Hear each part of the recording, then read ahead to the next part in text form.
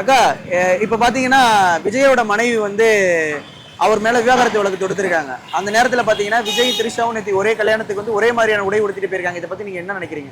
சங்கீதா வேணும் தான் அவருக்கு திருமணம் பண்ணாரு. இப்ப அவங்களுக்குள்ள என்ன இல்லாத அவர் விவாகரத்து பண்ணுவாங்க.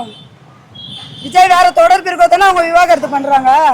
இதுக்கு வந்து பண்ண மாட்டாங்கல்ல. சில பேர் இதுக்கு வந்து என்ன சொல்றாங்கன்னா டிஎம்கே காரங்க தூண்டி விட்டு தான் அவங்க எலெக்ஷன் டைம்ல விவாகரத்து. அவங்க குழந்தைய பால் குடிக்கிற குழந்தையா சங்கீதா ஒன்னே தெரியாத குழந்தையா அது. அதை நாங்க தூண்டி விட்டு செய்யணும்னு. ஏன்னா விஜய் மக்களுக்கு நல்லது பண்ணணும்னு வராரு. ஆனா இந்த மாதிரி அவர் குடும்பத்துக்குள்ளே சிக்கலை வந்து டிஎம்கே தான் உண்டாக்குது அப்படின்னு சொல்றாங்க. அதை விஜய் மக்களுக்கு நல்லதை செய்ய வந்தா இவ்வளவு நாள் ஆட்சியில் இல்லாதப்ப எவ்வளவு மக்களுங்க வந்து சுனாமிலையும் மற்ற இதுலயே இது பண்ணிச்சிங்கல்ல. அப்பெல்லாம் எங்க போனார் இந்த விஜய்? அப்பெல்லாம் நல்லதை செய்யல. ஆட்சிக்கு வந்து தான் நல்லது செய்யலுமா? அப்ப நீ நல்லதை செஞ்சா நீ நாங்க உனக்கு ஓட்டு போடுவோம். அப்ப நீ நல்லதை செய்யாத.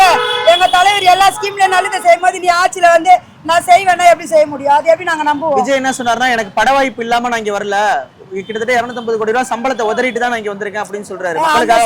மக்களுக்காக நீ வந்து நான் வர மாட்டேயா? நல்லதை செஞ்சுனுங்கிறாருல தலைவர். யாரும் மக்களுக்கு செய்யாதுன்னா நீ வரலாம், செய்யறாருல. நீ படத்தை நச்சுட்டு போல உங்ககிட்ட கோடி கணக்கில் இருக்குதுன்ற எவ்வளவு ஏழை மக்கள் இருக்குது. அதுங்களுக்கு எத்தனை ஹெல்ப் பண்ணியா மொதல், அதுக்கப்புறம் அரசியல்லவா?